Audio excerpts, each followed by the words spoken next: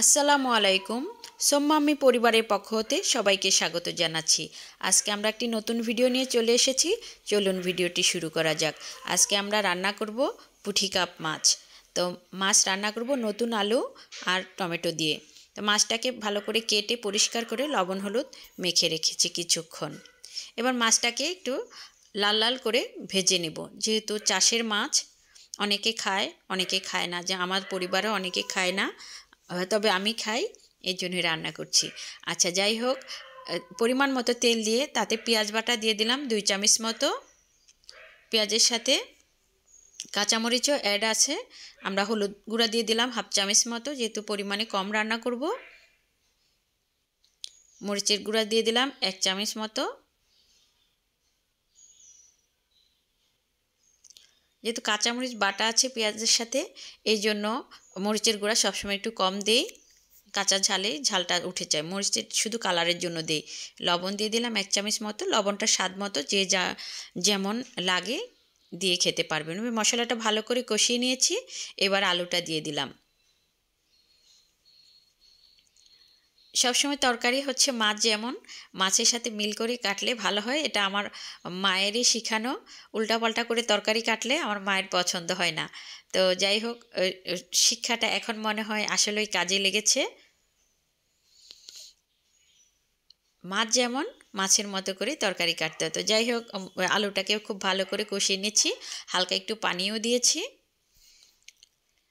আমাদের আলু কষানো হয়ে গেছে। এবার আমরা ঝোলের পানি দিয়ে দিলাম। যেই পরিমাণ ঝোল খাবো সেই পরিমাণ দিয়ে নিতে পারবো। বেশি ঝোল হলে বেশি, আর কম হলে কম। তো আমরা মিডিয়াম মতো রাখবো, বেশি ঝোলও না একদম কমও না। ভালো করে নেড়ে দিচ্ছি। এবার 1 চামচ মতো শিলপাটায় বাটা যে জিরাটা, সেটা দিয়ে দিলাম, জিরা বাটা দিয়ে ভালো করে নেড়ে দিচ্ছি। এবার আমাদের তরকারিটা বলক চলে এসেছে, আলুটাও সিদ্ধ সিদ্ধ হয়ে গেছে। এবার আমরা টমেটো দিয়ে দিলাম।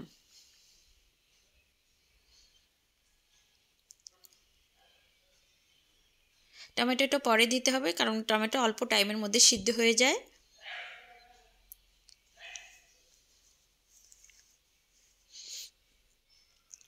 এবার আমরা আমাদের ভাজি মাছটা দিয়ে দিলাম, যে মাছটা আমরা ভেজে রেখেছিলাম।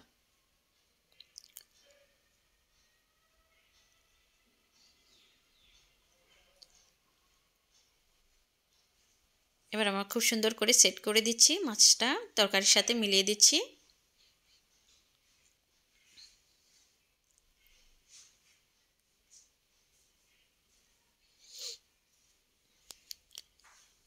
তরকারিটা প্রায় হয়ে এসেছে। আমরা একটু কাঁচামরিচ দিয়ে দিলাম, দেখতেও ভালো লাগবে, আর কাঁচামরিচের একটা ঘ্রাণও আছে। এর সাথে আমরা ধনিয়া পাতাও দিয়ে দিব। যেহেতু মাছের তরকারি, আমাদের রান্নাটা শেষ, আমরা একটি বোলে ঢেলে দিয়েছি। তরকারিটি দেখতেও অনেক সুন্দর হয়েছে, খেতেও অনেক মজাদার একটি খাবার।